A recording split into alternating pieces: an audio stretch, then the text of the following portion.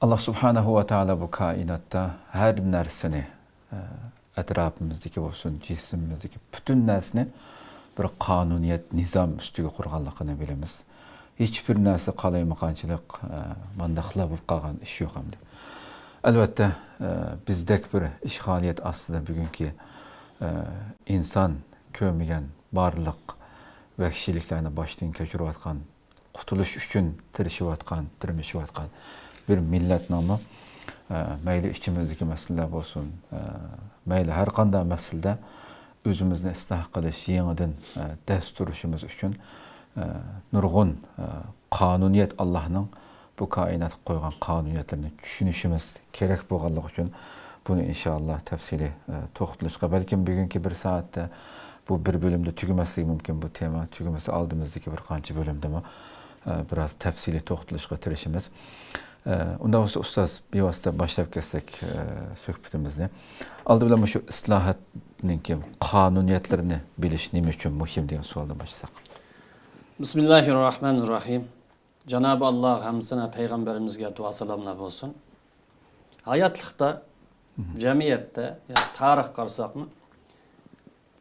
Cemiyet yüz beriyotgan ishlarni, voqealarni yoki hodisalarni kontrol qilib turadigan, uning sabab natij qonuniyatlari bo'yicha ta'sir ko'rsatadigan bir bo'lik qonuniyatlar bor. Bu Allohninki bu dunyoda o'rnashtirgan qonuniyat. Bu qonuniyatlarni yaxshi tushungan, uningdan yaxshi foydalana olgan kishilar turmushining qaysi sohasida bo'lib qolsin ustunlikka erisha oladi va natija qozona oladi. Bu qonuniyatlar shaxsiga uyg'un keldi, ham kollektivga, jamiyatga uyg'un keldi. Masalan, bir jamiyatni, bir millatni misol olaylik. Xo'sh. Alloh yaratgan bu islohot qonuniyatlarga asosan qaraydigan bo'lsa, bir jamiyatni yetaklash mas'uliyati, bir millatni yetaklab menish majburiyati, jamiyat qanday quriladi, qanday qurilmaydi. Jamiyat qanday qiyganchalik gulladi, qanday qiyganchalik orqaga chiqadi. Davlat qanday qiyganchalik futurab turadi, qanday qiygan vaqtida yemiriladi degan qo'shiq bu qonuniyatlarni tushunadigan va buni tatbiqlay oladigan, bu qonuniyatlardan unumli foydalana oladigan olimlarning qo'lida bo'lsa. Xo'sh.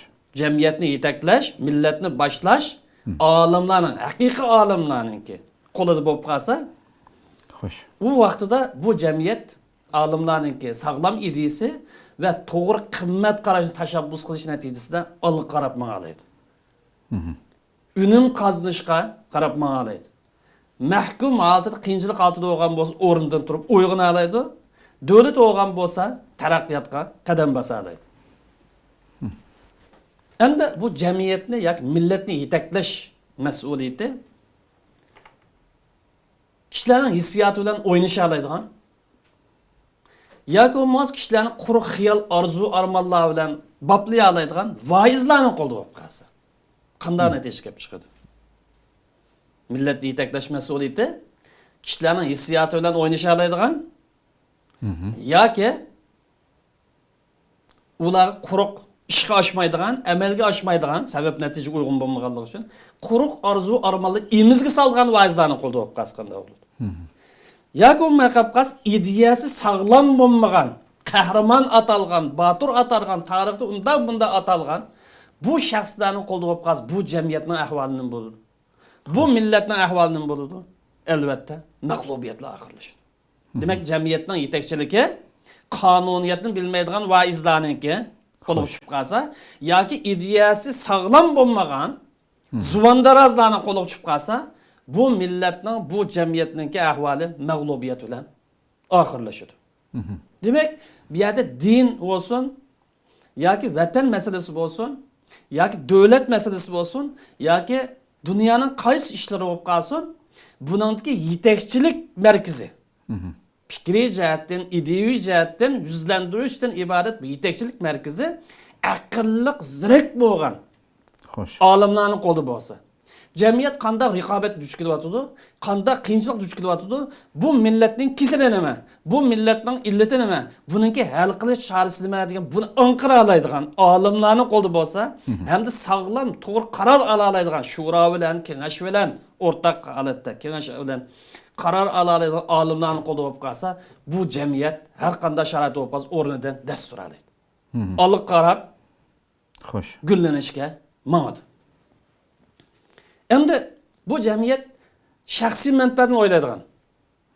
Shaxsiy manfaatini, ommaviy manfaatniki yoki jamiyat millatning manfaatini ustun qo'yib oldigan bir qism mustabidlarning qo'liga tushib qolsa, bir qism buzg'unchi shaxsiyatlarning qo'liga tushib qolsa, bir qism fikri mustabidlarning qo'liga tushib qolsa qanday bo'ladi? Yoki bo'lmay qolib qolsa, millatning kimligi rioya qilmaydigan, millatning qimmat qarashini e'tiborga olmaydigan, ideyasi buzuq, sapasizlarning qo'liga tushib qolsa qanday bo'ladi?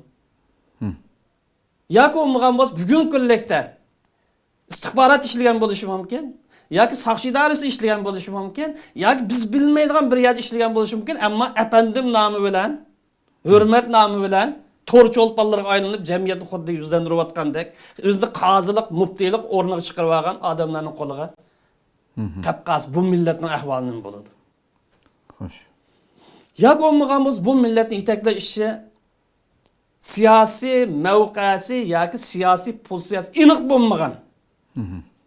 Ammo bir qism kishilarning nazarida qahramon deb atalgan, millatningki otasi deb atalgan, yoki millatning chungi deb atalgan odamlarningki ideyasininki ta'siriga tushib qolsa, masalan, Ahmadjon Qosimga o'xshash, Eysabekka o'xshash va shuningga o'xshash odamlarningki fikri ta'siriga tushib qolsa, bu millatningki yo'linishi, bu jamiyatning yo'linishi nega berib to'xtaydi?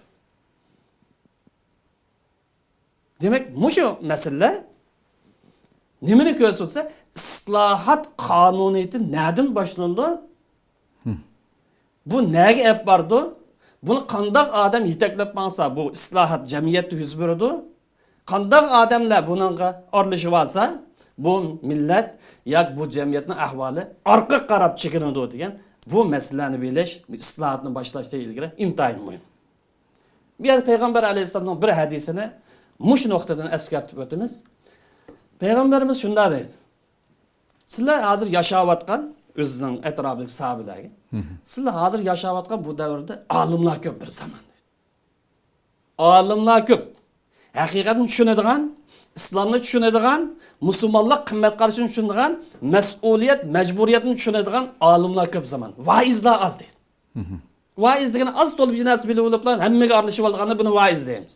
Gapdallah. Gapdallah. Biraz kitap o'qigan yoki bir tarjimani o'qiblam o'zini olim o'rniga qo'yib oldigan, muftiy o'rniga qo'yib oldigan, qozi o'rniga qo'yib oldigan jiq bu. Bu faqat bu diniy sohada emas, hamma sohada bor bugun kunlikda. Ikki maqolani, uch maqolani o'qiblam o'zini faylasuf sanaydigan, siyosiy sanaydigan, hokim sanaydigan, muftiy sanaydigan, qozi, mahkama qurib olgan bu xil so'zlatvozlar jiq. Peygamberimiz deydi, sizlar yashayotgan bu zamonda olimlar ko'p, vaizlar az. Muş zamanda bilgen narsaniki 10dan bir amal qilmasa, kim? Bilgen narsa 10dan bir amal qilmasa halok bo'ladi deydi. Nima uchun? Chunki haqiqat aniq, prinsip aniq, yo'l xarit aniq. Bilinmadim, uqanmadim, bilmabdikanmiz, biz o'qibdikan deydigan hech qanday bani yo'q, hammana shunda ro'shan holatda bo'lganlik uchun. Xo'sh. İlimlik odamlar jiq bo'lganlik uchun hech kim buning bahona izlamaydiganlik uchun bilgan narsa 10dan bir amal qilmasang ziyon qarab manqining, halokat qarab manqining shu. Peygamberimiz sözünü davomlashtirib, "Vasayati alannas zaman." Bundaki shunday bir zamonlar keladi ki, u zamonda olimlar azlab ketadi. Yoki olimlar oz bo'ladi. Vaizlar ko'payadi. Maddalar, vaizlar yoki har sohada meydan chiqib olganlar ko'p. Ammo haqiqiy olimlar, haqiqiy fuqarolar, haqiqiy mutafakkirlar az. Bu zamanda olim az bo'lgan, madda vaizlar ko'p bo'lgan bu zamanda bilgan narsaning 10dan bir amal qilgan odam g'alib qilib qarab maqladi. Chunki vaizlar qalayim qal so'zlaganligi, har sohadagi vaizlar ishni egizpas qilganligi, qonuniyatni bilmaganligi, bilmaydigan sohaga aralashib millatni qaymoqtirganligi uchun bilgan narsaga haqiqiy 10%ga amal qilgan odam to'g'ri qarab bangan bo'ladi deydi. Bu hadisni bu umumiy sohaga, islohot sohasiga, har sohaga tatbiqlashga bo'ladi. Demek ki hepimiz yığsa bu islahat kanuniyetlerini biliş, bunday işlerimizni ıslah qilish uchun, tutish uchun, taraqqiy qilish uchun, xo'rliqdan qutulish uchun, o'rnimizdan dast olish uchun, o'zimizning mas'ul ado qilish uchun intayin muhim. Bu sebepten bu kanuniyetni bilmay turib, siyaset qilamiz desek, maktab quramiz desek, tarbiya bilan shug'ullanamiz desek, yoki jihad qilamiz desek, vaqtida ish natijalik bo'lmay qoladi. Xo'sh, xo'sh. Allah razı olsun.